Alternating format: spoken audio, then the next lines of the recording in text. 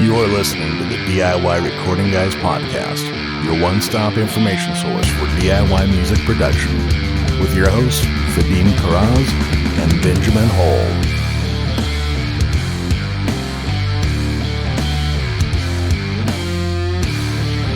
All right, DIY Recording Guys, episode 9. I'm your host, Vadim from Calm Frog Recording.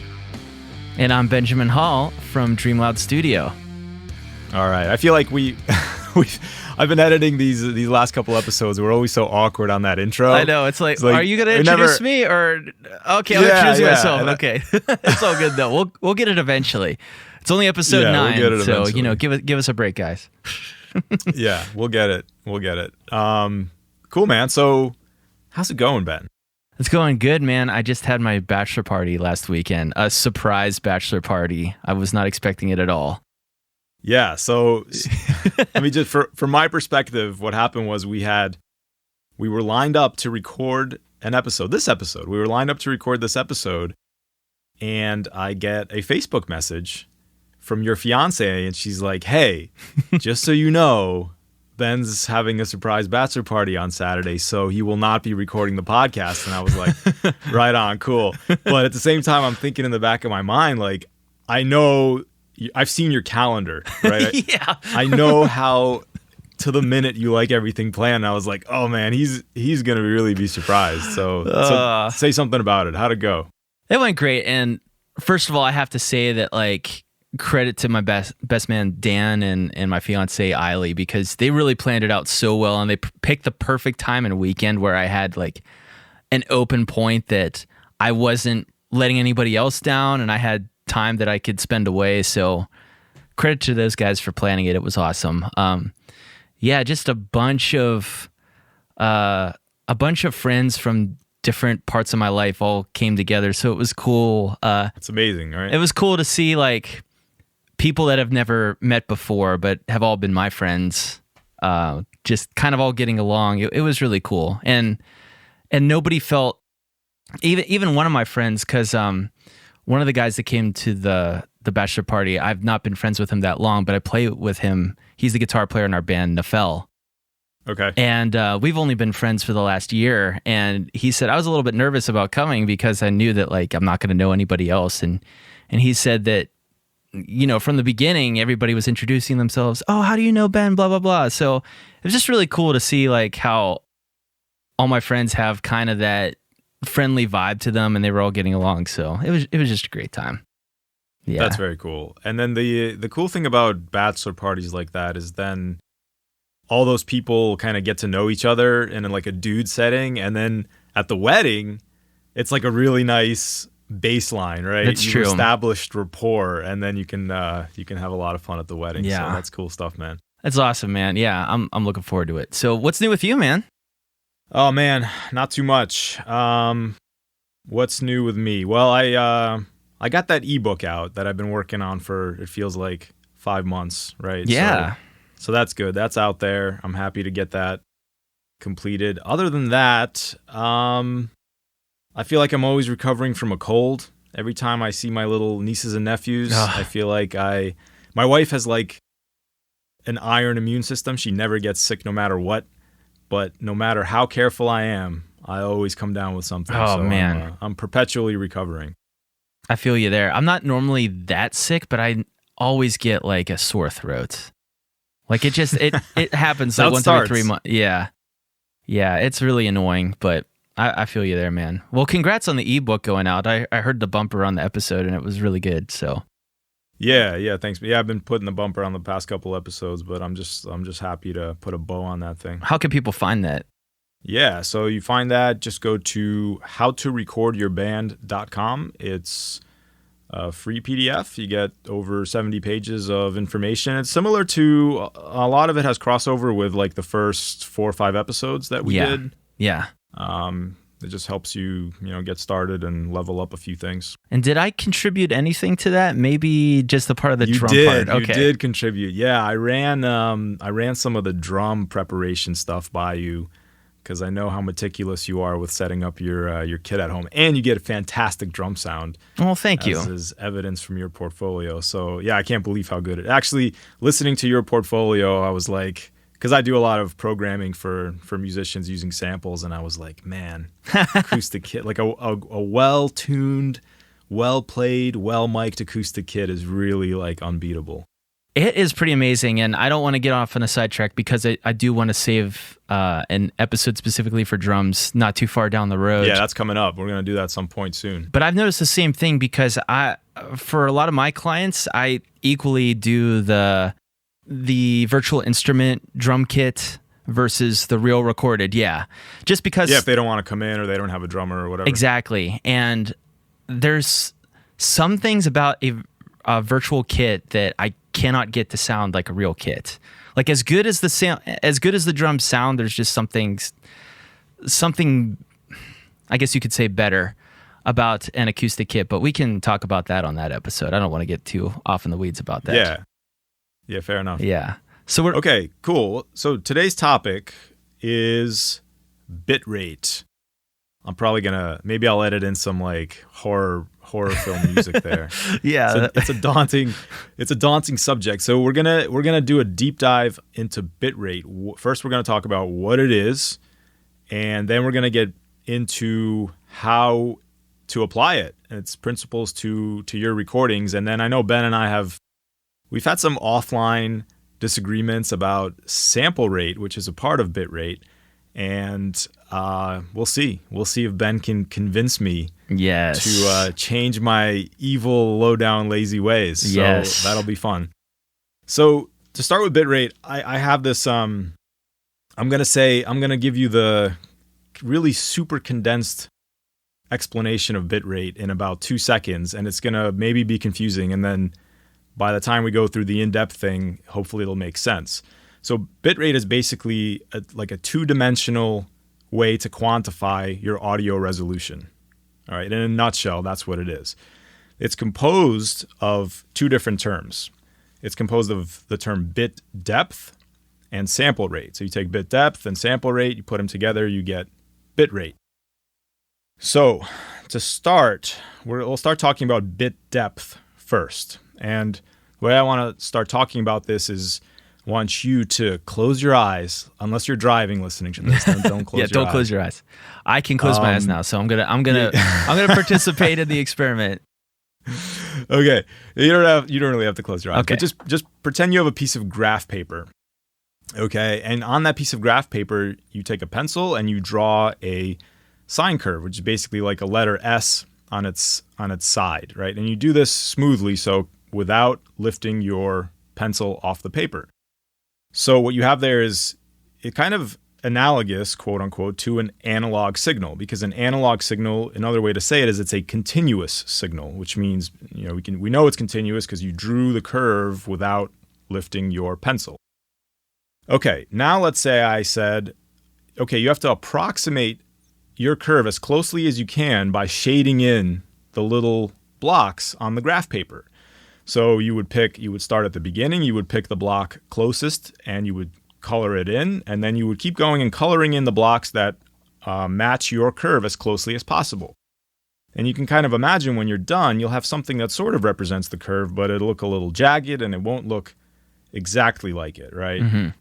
So, and you can imagine there that, and this of course is an analogy for digital audio, which another way to describe a digital signal is to say it's a discrete signal. It's discrete meaning it's composed of little individual units. So in this case, our little squares. Hold on, Vadim. I gotta go get my calculus book. Yeah, is it too much? No, it's not too much. It's just reminding me of my days like learning calculus, because it's essentially the same thing. You're taking a whole bunch of different squares to represent that curve. Exactly. Yeah, totally. It's gonna get worse before it gets better. We're gonna get more calculus. So you can imagine that if your graph paper had smaller squares, you would get something that looks even closer to your curve, right? It's kind of like resolution on your TV or something like that. So the smaller your squares, the closer you get to your curve. And if your squares were conceivably small enough, you would get something that was like indistinguishable from the curve, right? Yeah. So we could break this concept of resolution down into two sections. One is how many squares does your sheet have in the vertical dimension, and two is how many squares does your sheet have in the horizontal direction, right? So when we talk about bit depth is kind of your resolution in that vertical direction. So the higher your bit depth, the more squares you can fit from top to bottom on your sheet. Okay? Makes sense. So the next thing I want to define, and jump in at any time, Ben, if you have anything to add or subtract. No, this is great. I'll let you go because there are some things I can add, but I think you might get to them anyways. So I'll let you keep going. Yeah. All right. So the next thing I want to define here with a little easier visual example is noise floor. And you'll see why this is important in a second. But when we talk about noise floor, we're talking about, or you might have heard of like signal to noise ratio. Basically, every system has some noise in it. This is because we're using electronic components. We have maybe some grounding issues in our house. We have electromagnetic interference from other devices and so on. So every system is going to have some baseline level of noise, and hopefully it's low enough that it doesn't affect us too much. But what we want to have a high signal to noise ratio. So we want our signal to be far above the noise floor. And the visual analogy I'm going to use here is pretend you and I are in a field, or pretend we're in a backyard and there's a fence between us, okay? Let's say there's a 4-foot fence between us. Okay. So I'm on one side of the fence, you're on the other side of the fence, and I have a camera and I'm trying to take a picture of your magnificent being, right? I want to capture as much of you as I can, so you're my signal.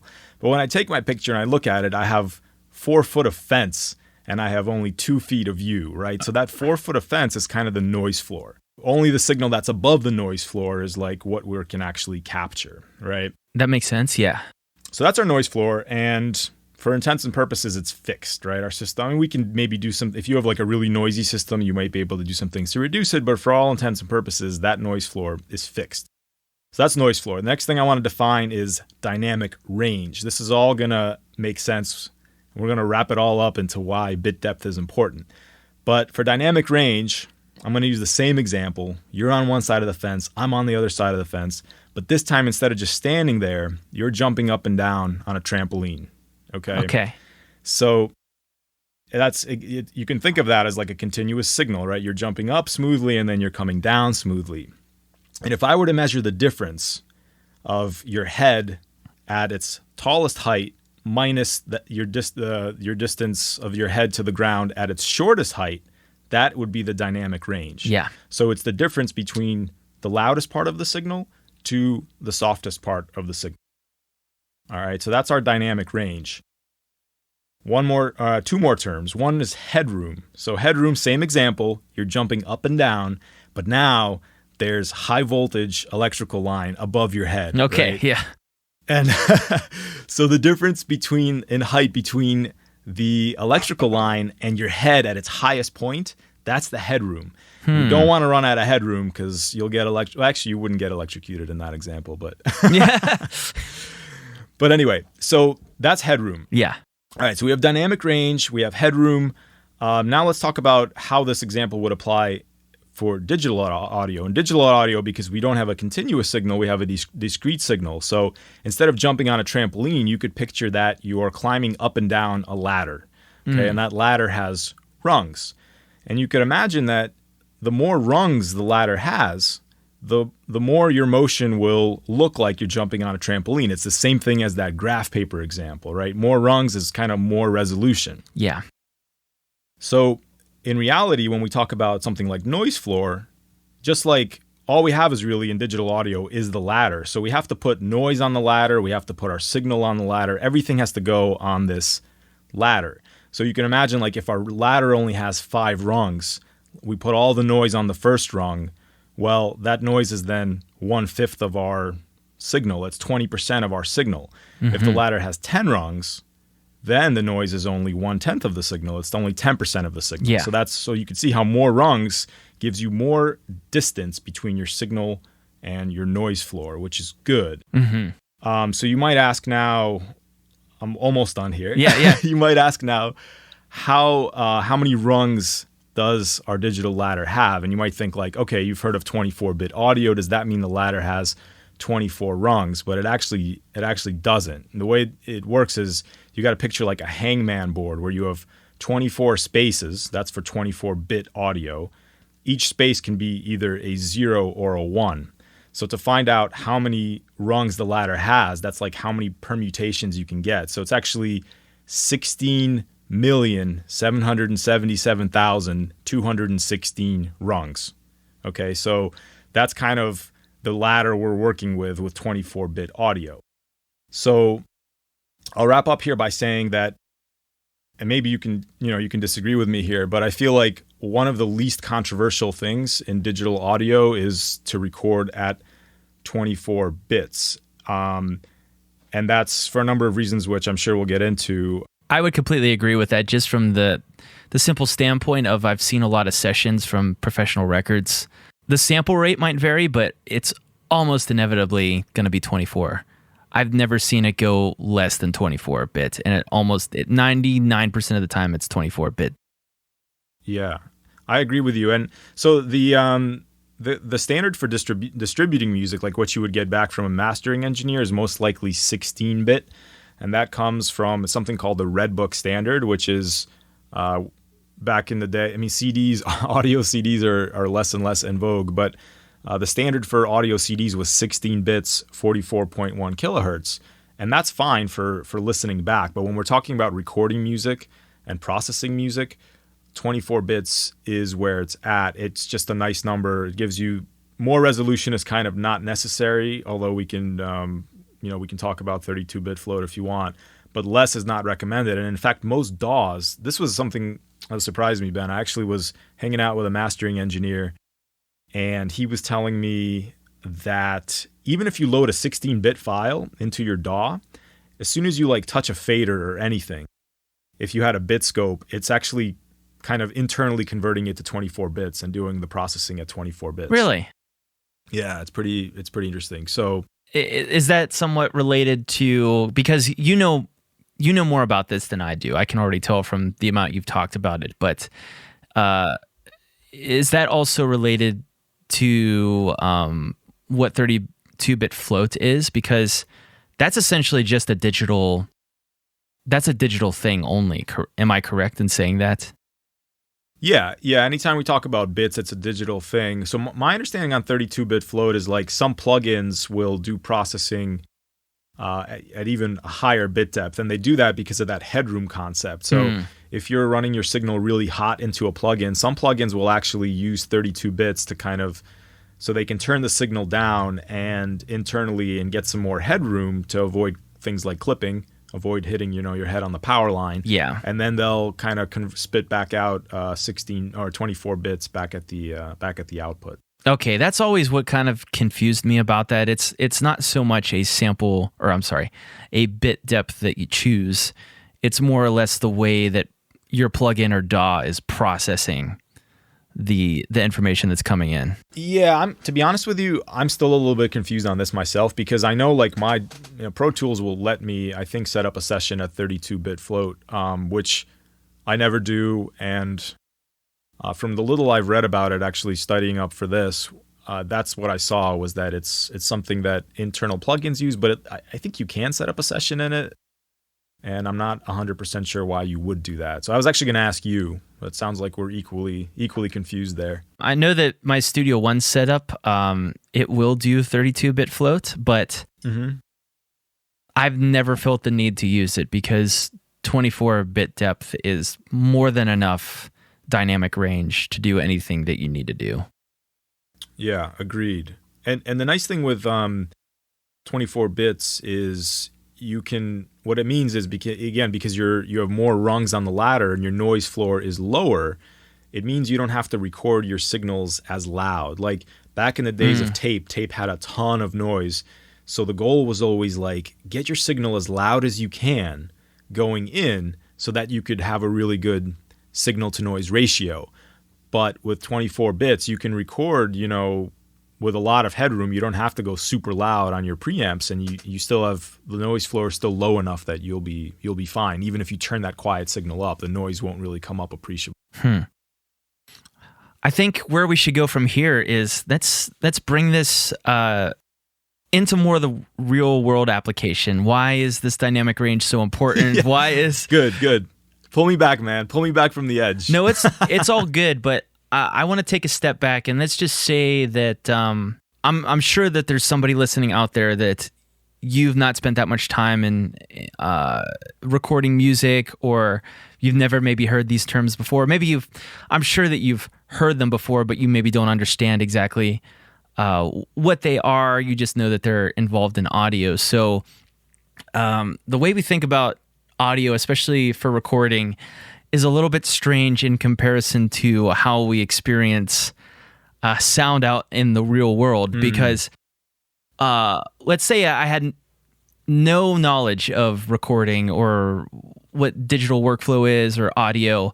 I would always imagine that recording something louder meant that we were turning something up, or maybe the idea that there isn't a upper limit of how loud something can be, because in the real world you can always get a sound pressure wave that's more compressed. So I guess that would be more loud. But the way we think about recorded music is kind of the opposite way, that we think of it in terms of subtracting backwards from a impenetrable ceiling. And that's why bit depth and dynamic range is so important, because there's a certain level of recording that we can't go over whenever we're recording, or else we'll get clipping and horrible digital distortion that doesn't sound good. So we want things to be as loud as possible to give us the most dynamic range without going over that clipping limit. So really the way that we make we lower the noise floor is basically by I almost imagine it as maybe taking out the first floor and then you have the basement below you. Does that analogy kind of make sense? It's kind of an opposite way of thinking about things, and the less bit depths that you have, the less decibels of dynamic range you have to play with. And so it might not be as important when you're recording, but when you go later into the mixing and mastering phases and you're compressing and you're essentially purposely limiting that dynamic range in later phases, all of that noise floor comes up and starts to come into the realm of the more usable audio that we want to play around with. Yeah, that's a good point. As soon as you start compressing things and all of a sudden that noise floor comes up, because a lot of times what you're doing is you're bringing up the quietest part of your signal. Well, guess what? The noise floor is there and it's coming up with it. So yeah, you're right. And I like what you said there a lot. In digital audio, we have a ceiling, which is called 0 decibels full scale. And that's kind of the tippy top of your little meter on your DAW. And if you go above that, it turns red and it gets angry and the sound is not good. So I really like what you said there, is really you have a fixed ceiling and you got to fit everything below that ceiling. Yeah. And so there's a lot of things that come into play when we start talking about this, and that includes loudness wars and all of maybe we can touch on that really quickly, but I have a couple of practical examples where this very thing came into play, and it helped me determine what signal level that I record at and such. So the first thing was, this is more of a mixing example, but I still think it's applicable for recording. But I was running some Waves plugins, and like we talked about in, I believe it was episode 8, maybe 7, but one of the more recent past episodes, we talked about one of my recording workflows is I have plugins on my DAW whenever I'm recording. So I'm essentially monitoring through plugins that are emulating analog gear. And then I print to what the plugins are playing through. And I didn't realize, but I had my CLA compressor set to analog mode, and like the 60 has noise. Yeah, the 60 hertz analog mode, and I didn't know what it was doing. I just liked the vibe that it was adding. But I had that on every single track. And then after 40 tracks, all of a sudden what was unnoticeable noise just became this infuriating hiss in the background. Wow, I didn't even think about that because it's the same noise for every track and it's kind of like adding up, right? Yeah. That's a great point, Ben. I never thought of that. Yeah, so that's where it becomes really important to have a large dynamic range and to, I guess, really be careful about what kind of emulations you're using, because a lot of that old emulation stuff, it just adds noise that the hardware units had, because that's kind of musical to our ears. You know, a little bit of noise is not a bad thing. It's so funny though, isn't it? Like I saw an advertisement for this app on your phone that like makes your videos that you take with your cell phone look like an old crappy VHS recording with like the lines there. Like it's so funny because, you know, back in the analog days, everybody tried their hardest to eliminate noise, and then we modeled the gear and like now we add the noise back in because it sounds a little more less sterile, I guess, right, at times. Yeah.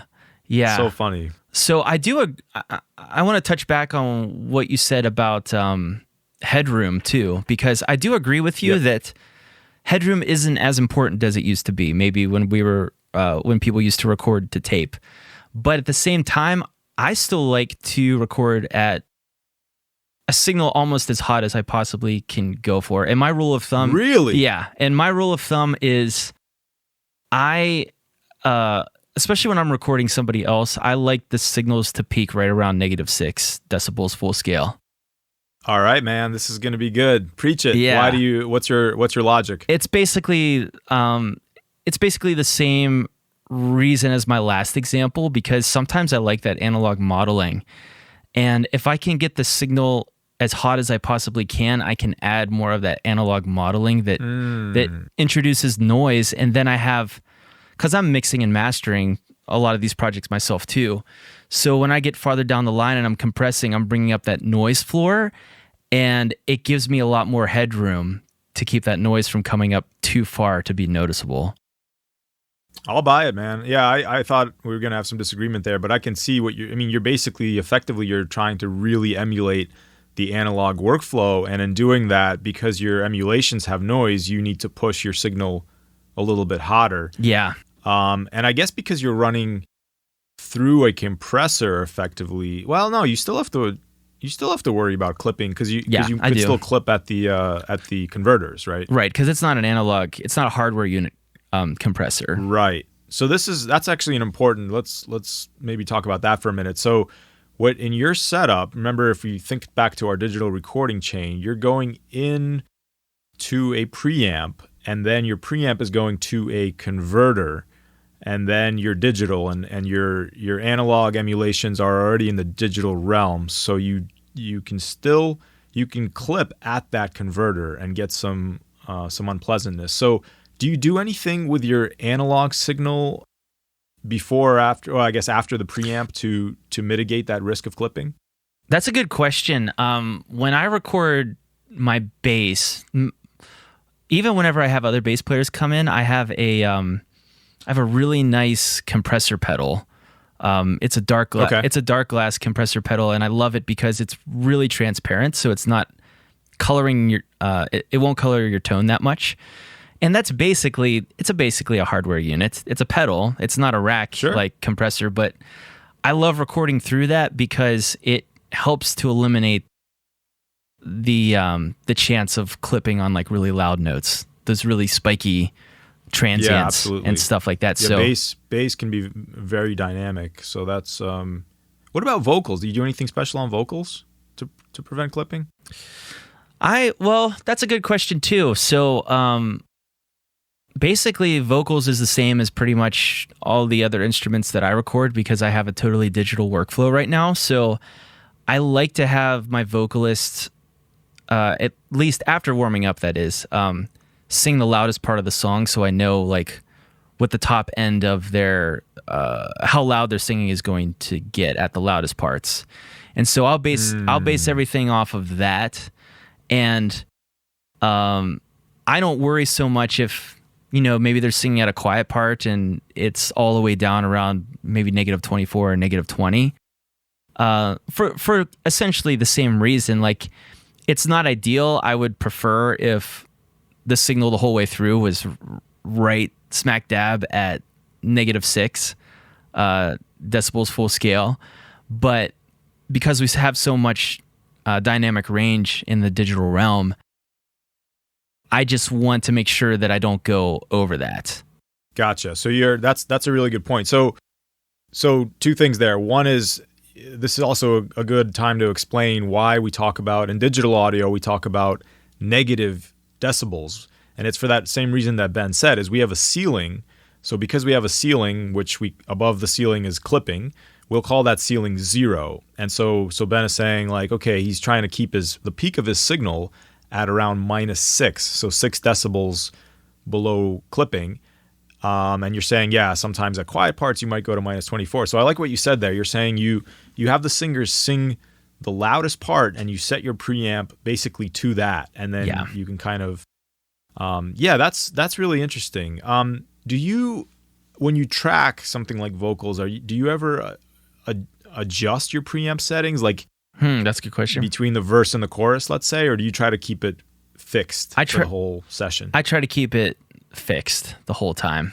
Why? Do you do something different? I used to keep it fixed the whole time, but I've changed my workflow a little bit. I think we talked about it in the workflow episode, or maybe it was recording vocals episode. But now what I like to do, see, I had this issue, especially with less experienced vocalists, where I try to do the same thing. I say, sing me the loud, let's go through the chorus or whatever. But inevitably, I find if I do 10 takes, the takes get progressively louder. Yeah, because that's true. The singer is warmed up, they're getting more comfortable, and I found that I was kind of getting nervous a little bit. What I started doing was I typically like to record all the verses first, and once I have all my verse sections, I'll start recording the chorus, and I will make preamp adjustments for the chorus, assuming the verse and the chorus have different loudnesses. Yeah. It doesn't always work out that way. You kind of have to know the song. But yeah, I try to, I definitely don't like, I don't think you would want to turn up and then turn back down, but I'm okay with having two different, starting at one setting and then moving to a different setting. I've never tried that, but I can't see anything wrong with it. Yeah. So anyway, it's something to consider if you have very different dynamic parts in your song. So I try to peak at -12. Oh, you try to peak at -12. Okay. Yeah. That's much quieter than I do.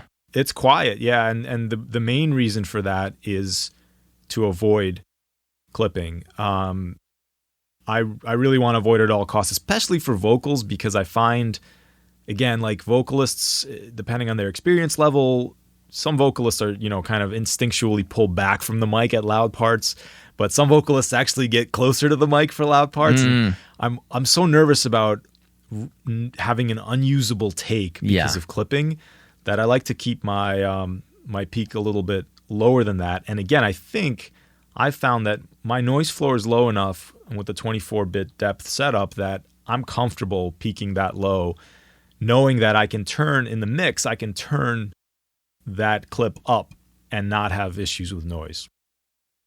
I can't see anything wrong with what you're saying. I mean, your thought process for picking -12 is exactly the same way I picked -6. The reason I picked -6 is because I used to pick -3 and drummers would peak my mics all the time. Okay. And I've honestly thought about maybe switching and going down to -9 or something like that, because even sometimes I actually have the problem sometimes where, and this is kind of an issue with a entirely digital setup, because there's no compressors on those drums to be able to absorb some of that impact, because it's just loud sound pressure level whenever you're recording a drummer. And sometimes I'll have my mics, especially my condenser mics that I'll have on the hi-hat or ride, and I'll have drummers peaking those mics and I have no gain on my preamps whatsoever. Oh, do you ever have you have pads on any of these mics or preamps? Yeah, on my setup, it's a little bit limited because the Focusrite I have, it only has pads on, I think, the first two. Yeah. Yeah, I know what you're saying. Yep. So what do you do in that case? Honestly, oh man, I'm going to get in trouble for saying this. If I only go over by like a decibel on a drum part, I don't sweat it. Yeah, totally, man. And the reason is because for drums in particular and percussion instruments, that hit is so short that you can't hear the distortion. I couldn't agree more with you. And even there's times even during mixing where I'll see like, oh, I'm clipping there, but I can't really hear it. Yeah. Right? If you're just barely clipping, sometimes it's not a problem. And I like what you said there is because like you have something really transient like a drum hit. Yeah, it might not be noticeable. And I should clarify. I'm not trying to peak at -12. I'm trying to be at -12. Okay, that's much I'm different. trying to keep my signal kind of at -12 as much of the time as I can. So I'm probably peaking at like -9 is probably realistically where I'm at. Okay. Yeah, so we're probably right around the same ballpark. Okay. Yeah. Yeah, I have noticed. I'm curious what you think about this, but I feel like sometimes I've recorded a vocalist and they get really loud for a bridge or a chorus. And sometimes I'll hit that high note, and when they hit that high note, it's much more of a sustained volume. And it might be right up at like -1 or -0.5 decibels, right below that peaking line. And I swear that I hear some weird artifacts on the other end when I'm processing it. And so yeah, I'm curious what you think about that, or if you've run into that before too. I've definitely run into that, and I don't know exactly, but what my guess is it could be any number of things. So clipping is something that can happen at a lot of different points, I think, in the chain. And even though your meters may not show it, you could still be clipping a converter, or you might be clipping a plugin that you're running through. Or I was even clipping like coming back out of my interface. So like the way I use my interface is I set my headphone level up pretty high because I have a headphone amp that I'm running through. And I think I was clipping on the output of the headphones. Yeah. And so the funny thing is about this, and we should probably do a whole episode at some point on gain staging, but your meter is really only your meter on your DAW is looking at like one specific point in your chain. And you could have issues if you're not careful at other points in the chain. So my guess is you were running into something like that. That's a good point. I wanted to bring that up though, because even though, like we just said, the meters might be saying you're not clipping, you could actually be doing things to your audio that's degrading it. Yeah. I actually, I heard, do you remember the band Helmet? Yeah. Yeah. So I was reading about, they had like a famous album, what's it called? Lucy, I think, or something like that. Okay.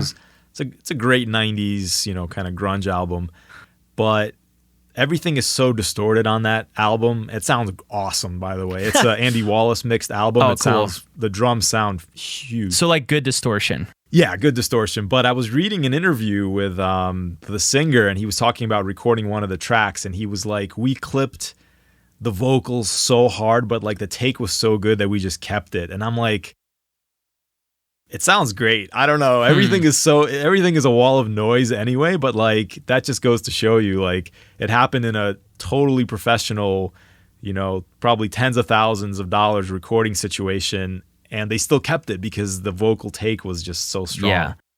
I think the take-home message though is that if you could set up your system and your gain staging to avoid that before the fact, it's going to be better. So yeah, for sure. I think the take-home message is, record at a moderately loud volume, but you don't have to sweat being too loud because there's so much dynamic range in modern recording. You don't have to worry about it. Yeah, don't worry about it. But try to leave yourself that headroom. Try to, keep prepared for the unexpected, especially with vocals. Vocals tend to be kind of the most dynamic thing.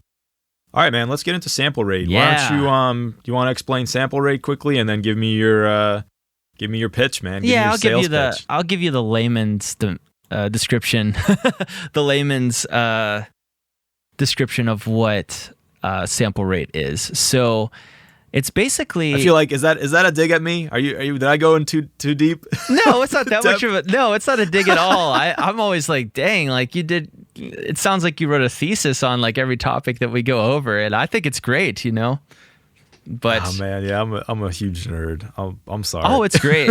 I would totally take the time to dive into it, but a lot of this stuff, like I'm self-taught, and I just kind of picked it up from messing around with it. You know what I mean? Yeah, man, for sure. Yeah. So how I would describe, and I'm curious what you think too, but how I would describe sample rate is it's how a computer renders an audio wave file. And so basically it's the amount of times that especially your digital converter is taking little snapshots or slices of an audio wave that's coming in. So when we talk about 44.1 sample rate as CD quality, what that means is that's 44.1 kilohertz or 44,100 hertz. That means that every second you have an audio signal go through your digital converter, your converter is taking a snapshot 44,100 times. Essentially is what that means. And we have variable sample rates that we can work with in audio. And normally when we're talking about recording, the lowest or the smallest sample rate size that will go is CD quality, 44.1 kilohertz. But there are that exist out there sample rates that are much lower than that. For example, old school telephone lines are 8,000 hertz. Really? I didn't know that. Yes. And what's considered HD audio, which I think that would be like cell phones that have an HD connection, that's double that. So 16,000 hertz. And we're still... That's like modern day cell phones? I believe so, yes. Really? Yeah. Okay. Interesting. Yeah. So then we have above that 44.1 as CD quality, 44.1 kilohertz.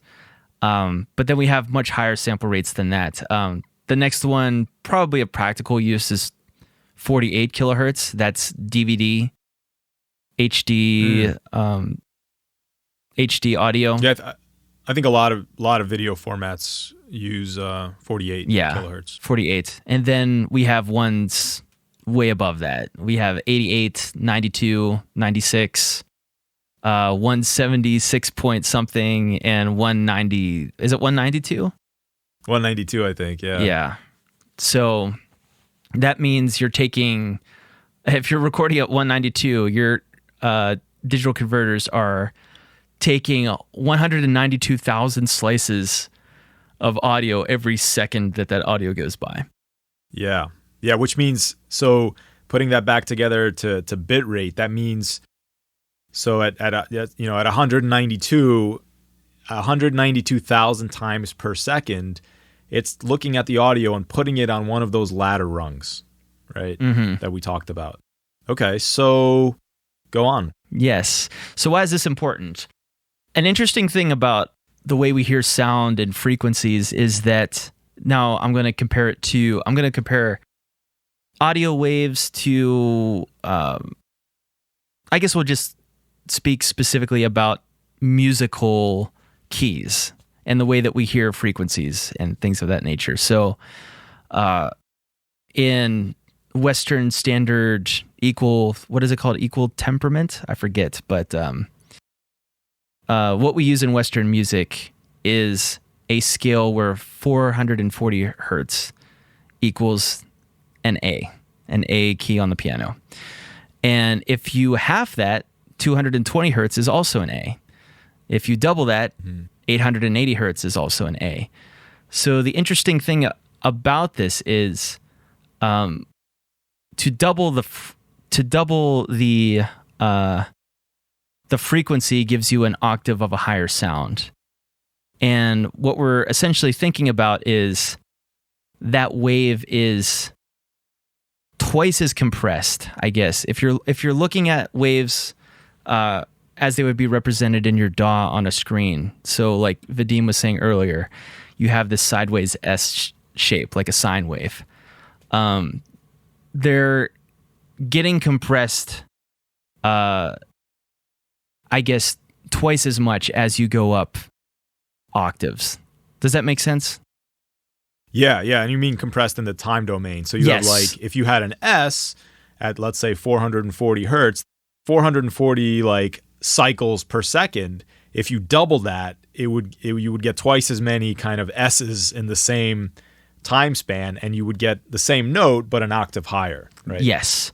So this is all very technical and physics kind of stuff we're talking about now, but the reason it's important is because, as you could see, as we get to higher and higher notes, higher and higher frequencies, the more samples we have going per second, the more accurate your digital converters and computer can represent that really smooth S-looking analog wave in a step-ladder digital domain, if that makes sense. Yep. Yeah. So where that comes into practical application is, I forget the theorem or whatever it might be called, but essentially the rule of thumb is you can hear a frequency that is half the size of the sample rate that you're recording at. So, or you have the potential. Yeah, so let me just say that same thing another way. Yeah, so go ahead. If you have a frequency, an audible frequency, to accurately represent it, you need to have at least double the sample rate of that frequency. So in other words, if you wanted to accurately represent 440 hertz, the minimum sample rate you would need is double that, which is 880 hertz. Exactly. So if we, and this makes sense because if we think about our example from earlier, old telephone lines, I don't know who's spoken on a telephone line recently because we all have cell phones now. But old telephones, they worked at 800 hertz. And what you're hearing, what makes it sound low quality is everything above 4,000 hertz is rolled off. It's not being reproduced at all. So any of those high, crisp S sounds that you hear from my voice coming through this mic, it's not going to be reproduced at all coming through a telephone. And similarly, you don't have as much of a problem with the cell phone because it's still reproducing 8,000 hertz, which is really starting to get up there. But there is definitely a difference in a cell phone signal in comparison to a vocal that you hear on an album or on Spotify. Yeah, that's a great point. And that's the main reason why is sample rate. Okay. Exactly. So now we're going to get into the controversial stuff. So 44.1, 44,100 hertz is the Redbook standard for recorded music. All CDs are produced in that format. I would think that most streaming services are at 44.1 too. Am I wrong about that? Does Apple? Well, I know that Tidal and Apple, they might have switched over to. In fact, I think Apple switched to 48 kilohertz recently.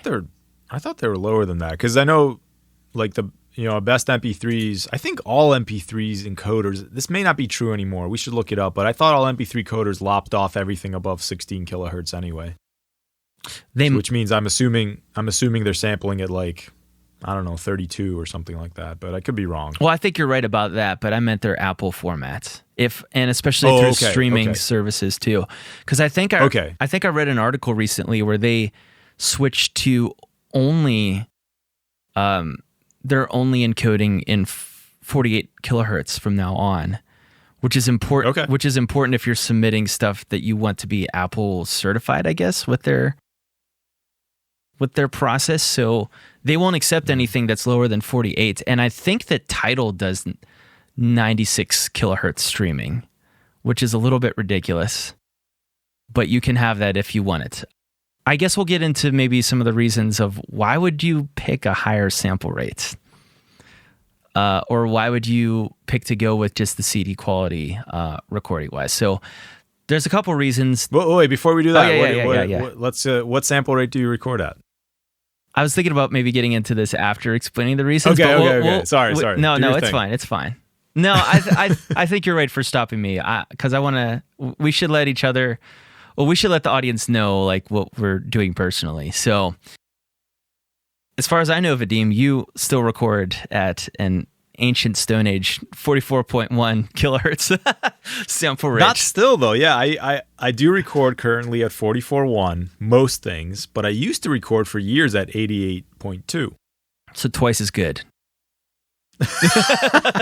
What? That's a loaded statement. It's twice as high. It's twice as much, twice as many samples. Yeah. But anyway, go on. Well, I like this though, because this is. I mean, I can hear the people in the audience right now, like they're picking sides already. Yeah, I'm gonna go. Hold on, I'm gonna put on my shirt and tie. So this is really getting into like litigation territory. I feel like. Yeah. So I've been recording and running my studio at 48 kilohertz for probably the last 3 or 4 years. Okay. And I think before we get into our reasons why, I'm really curious to hear why you decided to switch to go back down, not just to the next step down, which would have been 48, but you decided to just record everything at CD quality. But before we get into that, I want to talk about maybe some of the reasons why you would pick a higher sample rate. You know, what are some of the pros and cons? And then we could talk about why we've settled on what we're doing and if we could change each other's minds. Because I'm open to having my mind changed too. But I think that there are 4 different reasons I think I have here. Yeah, there's 4 main reasons why you would want to record at a higher sample rate. So, and I put this maybe in order of importance. At least the first 3 are in order of importance. 1, you get a higher. I called it recording quality, but you're essentially capturing. You're essentially capturing a lot more high frequencies that are supersonic, like frequencies that the human ear won't ever be able to hear, because the upper range of human hearing is 20,000 hertz. And mine's not even that high. I did a hearing test on myself in my studio with a sine wave, and mine tops out at around 16,000 hertz, which I think is pretty typical for people maybe over the age of 20. Like, it's kind of sad to see your hearing kind of rolls off pretty quickly, but anything up there is very whistly anyways. You're not missing too much. But so that's the first reason, the recording quality. The second reason would be avoiding foldback aliasing, which I'm really interested to talk about here and get your thoughts on this. The third reason would be you get to lower your latency, but you have a caveat with that because you also increase your CPO load as well. So it's harder on your CPU, but you have less latency. And then the fourth reason is, for whatever reason, let's say you specifically want to slow down samples, especially of high frequency content. And the higher sample rate that you work with, the more easily you're going to be able to do that and not hear artifacts. Yes, definitely. I would say the ones I'm aware of there are the ones I'm aware of and I agree with are 2 and 4. So, okay, foldback aliasing, which I like a couple of years ago, I looked at a video on it. It was awesome. I was like, I understand this, but now I can't tell you what it is. But it's a very real thing. I remember I was super convinced. And also, if you're going to be doing any kind of audio processing effects, especially with like pitch shifting or time stretching, if you're doing like, you know, you're making a loop and then you're like time stretching it or stretching it out, or having a higher sample rate will definitely let you keep a higher quality as you go through that kind of processing. So I'm with you there. I actually do that a lot. Okay. Give me a use case. So you want to put a bass drop of a sample that you found on the internet in a song, and it doesn't it doesn't fit the length of your for whatever song application, so you have to stretch it to twice the length. And Gotcha. I have so many samples that I've put into songs that if you would solo them, they sound so crappy because they're at that lower sample rate, but in the context of a mix, you can't ever tell. Great point. Yeah. That's a really valid use case there. Of course, the limiting thing there is you're really limited to whatever sample rate the sample was recorded at, right? Right. Like if you downloaded an MP3 off of YouTube, even if your session is running at 192, like it's kind of like those old movies where they're looking at security footage and the guy's like, enhance. Like, no, the resolution isn't there. Right, exactly. You can't get it back, right?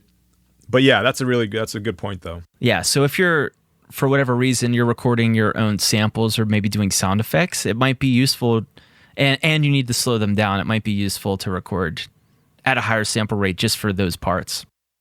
Agreed. Yeah. Agreed. Now let me ask you this: so with all this, I'm listening, I'm thinking, well, what the hell? I'll just record everything at 192. Like you mentioned one downside is CPU load. What's another downside? Okay, that's good.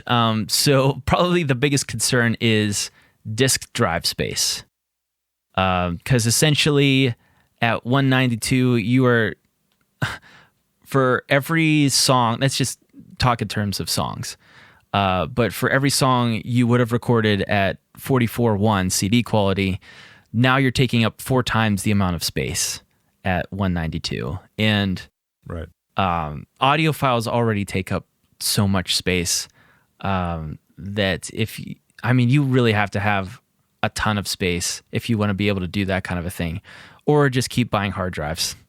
I mean, you could do that too. Yeah. And so like a typical session that, for like a rock song could be up around 3 gigabytes for me, which is again at 44.1 kilohertz. If I were that same session at 88.2 would be 6 gigabytes. It would be twice as big. So that's one of the downsides. Yep. That's a significant amount, and then let's say they do a 10-song album, that's 60 gigabytes. Yeah. That's a lot. So yeah.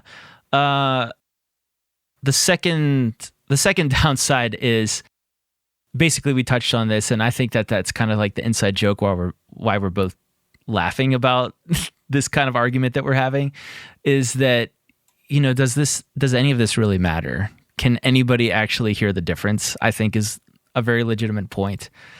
So is it even worth like concerning yourself with higher sample rates, because nobody might actually be able to hear any difference? But the third very real problem is jitter starts to become a problem at very high sample rates. And we're mostly talking clock jitter, like on your converter. Yeah. And we're mostly talking above 96 kilohertz. I didn't even know about that. So yeah, that's really interesting. So what that is like you're a digital system, again, because it's a discrete system, so it's taking some number of samples per second. It needs to have something called a clock, which is basically telling it how, when to take samples. And clock jitter is basically inconsistencies in that clock signal that can also, what does it do? It also creates artifacts? Yeah, because what happens is, so let's just imagine that you're watching a clock and you're watching the second hand go by. The equivalent of jitter would be is if that second hand wasn't passing at seconds every time. So let's say it goes by, it's ticking along fine every second, and then for 5 seconds it just starts ticking at 1.5 seconds every time. And then all of a sudden it goes back to every 0.7 seconds it starts to continue ticking on.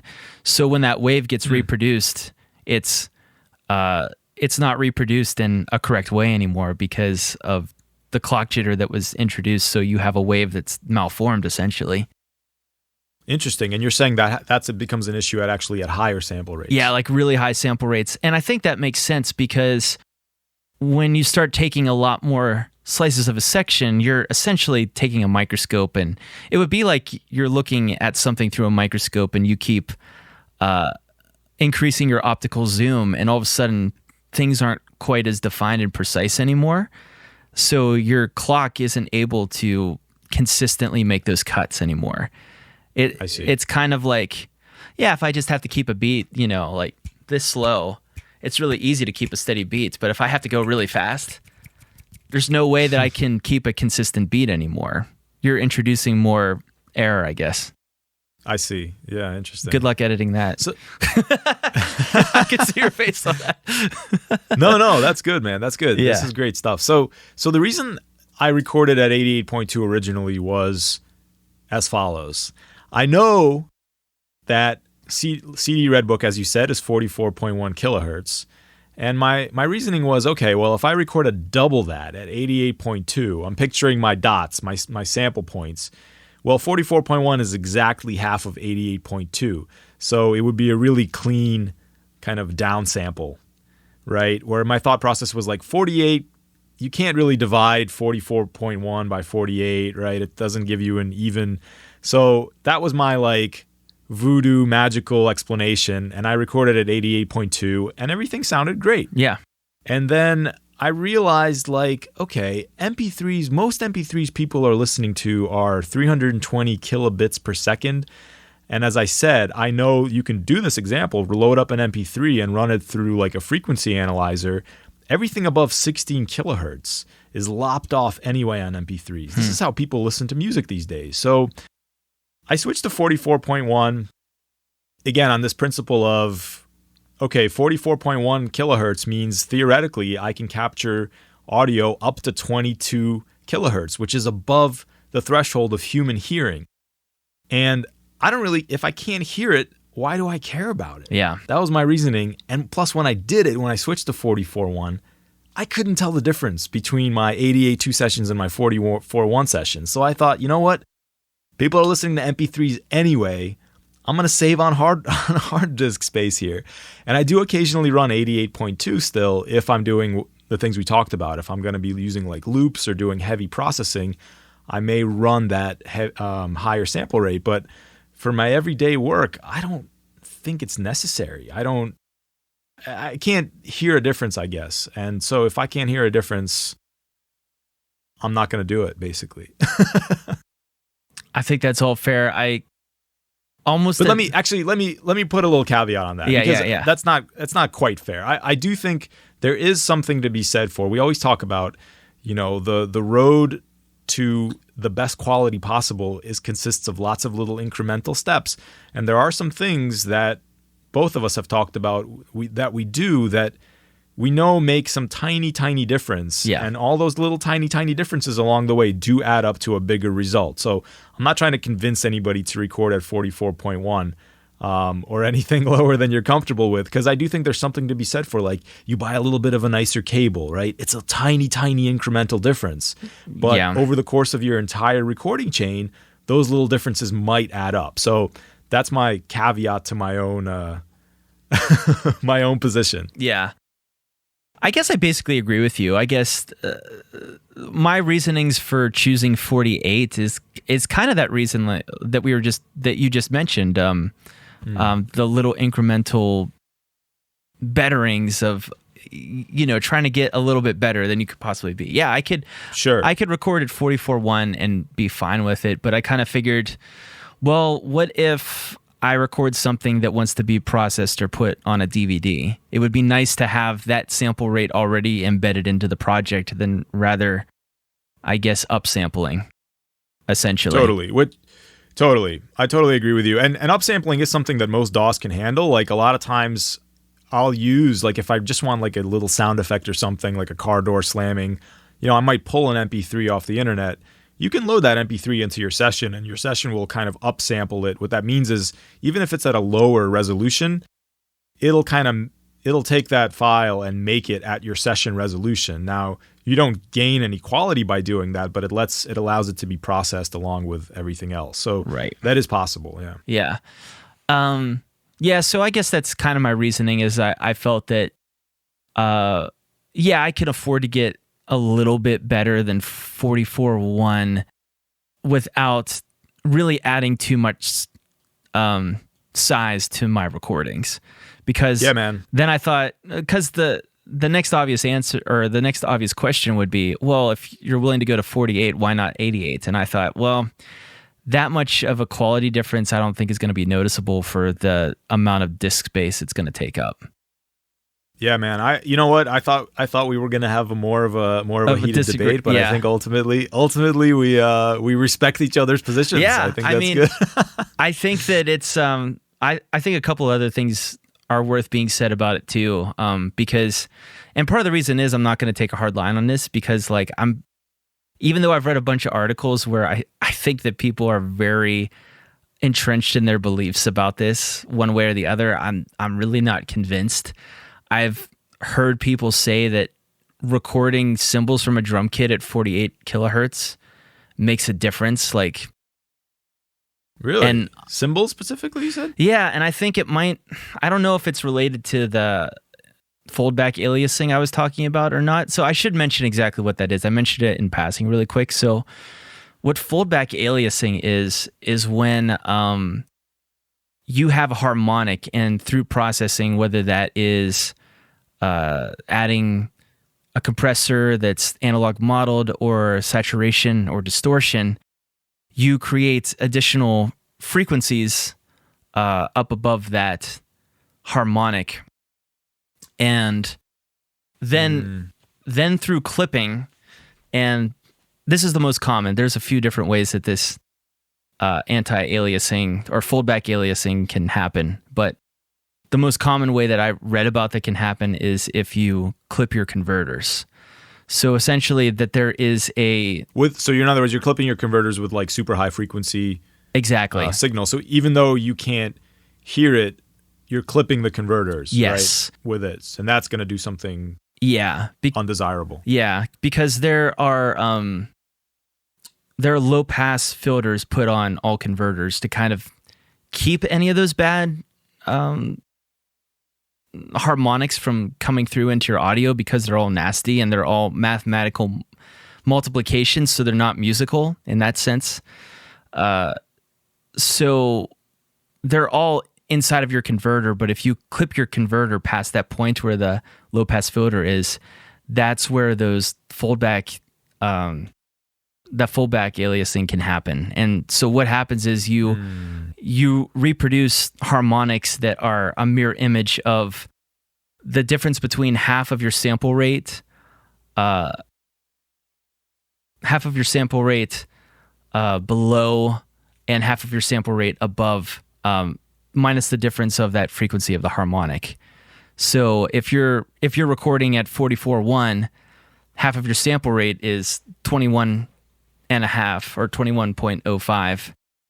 And if you have a harmonic that's happening at, let's say 20, or that's not a good example, 16 kilohertz, then you're also going to, and you clip your converter, you're also going to be reproducing a harmonic that's the difference on top of that. And so that's very mathematical. I'm sorry to all of you who don't want to hear me do math problems in our podcast, but essentially you get rid of that problem by recording at much higher sample rates, because that difference between what those harmonics are and half of your... that video I saw is all coming back to me now. You did a nice job explaining that.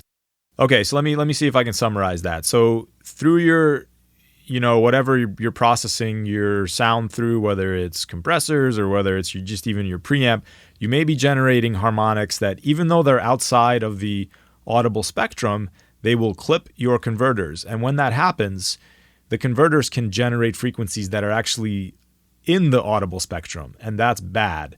So by recording at a higher sample rate, you can actually move those foldback harmonics to also above the audible spectrum. Yes. And that is actually very compelling. It's actually interesting because I have this hardware EQ that I really, really love. It's the Dangerous Bax EQ. And one of the things, I read the manual because I always read manuals. You should read the manual. If I invest money in something, I always want to read the manual. But anyway, one of the things they say there, which is really interesting, is that it has both a high pass and a low pass filter. And one of the things they said in there, which I didn't fully understand until now, I think, was that you can use those filters, and what they said was to reduce stress on your converters. And I think that's what they were talking about, was even to use it during tracking to kind of lop off some of those inaudible frequencies and make it easier on the converter. So You know what, man? That was I think you got more scientific than I did towards the end there. I don't feel so bad anymore about my No, you never early, should. I'm early rants. I feel like I'm as nerdy as you. I just haven't had the episodes to get into it as much as maybe you have. So how many listeners do you think will still be with us by this point? Maybe 50%, but that's all good because they're the ones that really cared to hear about this anyways. And so, yeah, I'm fine with like if you didn't really care about all this bit depth and sample rate, that's totally fine. We're going to be talking about other stuff in the future as well, but I thought it was worth taking a listen to and just discussing and seeing where we disagree and where we maybe might agree on things. So I guess I will say, man, you have. I will reconsider. I will consider now. I'm okay. Research that foldback aliasing thing. Now that it's coming back to me, I'm like, okay, I gotta reconsider my methods here. So I'm gonna play around with that. I think the TLDL, right, too long didn't listen version of what we're saying here is when you're recording, set your sessions up for 24-bit. That's the bit depth. Again, that's your kind of dynamic range resolution. And on sample rate, you definitely want to be at least 44.1. And then Ben just laid out some compelling reasons why you may want to be above that. If you're working with video, you definitely want to try to be at 48 because that's what video uses. And there's some compelling reasons to even be higher than that. The limiting factor is CPU load and also hard disk space. So play around with that. And I think maybe we can try this. So I'm actually recording my audio here at 44.1, right? And you're recording yours at 48. There may not be a difference at that between those two, but maybe we can try some crazy time shift processing. Really stretch it out and see if there's a noticeable quality difference between the two. That would be fun. I'd like that. Yeah, let's do that. All right, let's lay that down as a challenge. Okay. We'll set up some parameters and maybe we'll play that as a bonus or something or put it on the Facebook group. All right, that works, man. Sounds good, guys. Well, thank you all for listening. Once again, I'm Ben from DreamLoud Studio. You can find my website at dreamloudstudio.com. Hear my portfolio and maybe read some blog articles and stuff like that. And then, Vadim, why don't you plug your studio as well? Right on. I'm Vadim from Calm Frog Recording. You can hit me up on Instagram, Calm Frog Recording, all one word. Check out my website, calmfrogrecording.com. I have a portfolio up there as well. You got anything else to add? No, I don't think so. Got more things to announce in the near future coming up, so I'm excited about that. Okay, cool. Shows and stuff like that, but yeah, man, you got some cool shows coming up. Yeah, really cool shows. And also the EP is dropping, I saw. It is. in a little bit here, a couple of weeks. Yeah. Maybe by the time this episode is out, it'll already be out, actually. Probably. Yeah. But yeah, we're really excited about that. Really thankful for all you listeners out there and for the Facebook community. So keep sharing the word if you know anybody that this can help. Yeah. Yeah, right on. And keep sending us questions, whether through the Facebook group or to us directly on Instagram or whatever. We'll post them in the Facebook group and have some discussions and maybe even do some live videos if there's interest in that. Right on. Well, as we say every week, make sure you check yourself before you wreck yourself. Have a good one, guys.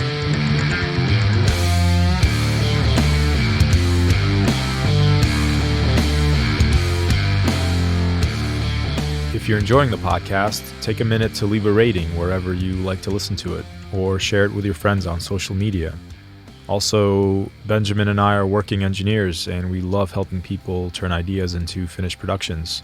So if you're interested in working with one of us, or just want to discuss a project you're working on, reach out.